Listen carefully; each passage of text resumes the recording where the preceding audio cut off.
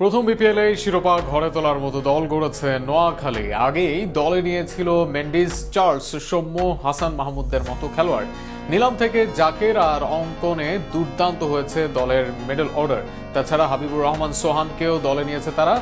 সব মিলিয়ে বিপিএলে কেমন হলো নোয়াখালী দল তা নিয়ে থাকছে প্রতিবেদন। অনেকদিন বহু আলোচনা, গুঞ্জন আর সবকিছুকে সত্য করে অবশেষে নোয়াখালীর দল বিপিএলে নোয়াখালী এক্সপ্রেস নামে। দলটি নতুন হলেও তাদের সাইনিং এবং প্রফেশনালিজম সব কিছুর নজর কেড়েছে ভক্তদের। তাই শুরু থেকেই এখন সবচেয়ে বেশি আলোচনায় নোয়াখালী এক্সপ্রেস। তবে কেমন হলো তাদের স্কোয়াড, কেমন ছিল তাদের প্রি সাইনিং আর কেমন ছিল নিলাম থেকে কেনা খেলোয়াড়রা? শুরুতেই তারা দলে ভিড়েছিল সৌম্য সরকার আর হাসান মাহমুদকে। এরপর বিদেশিদের ভিতরে কুশাল মেন্ডিস আর জনসন চার্লসকেও দলে ফেরায় দলটি। নিলাম থেকেও দুর্দান্ত সব খেলোয়াড়কে দলে নিয়েছে তারা। নাহিদুল ইসলাম অঙ্কন এবং জাকের আলী অনিক টি-20 দলের দুই খেলোয়াড়কেই অল্প দামে দলে ভিড়িয়েছে তারা।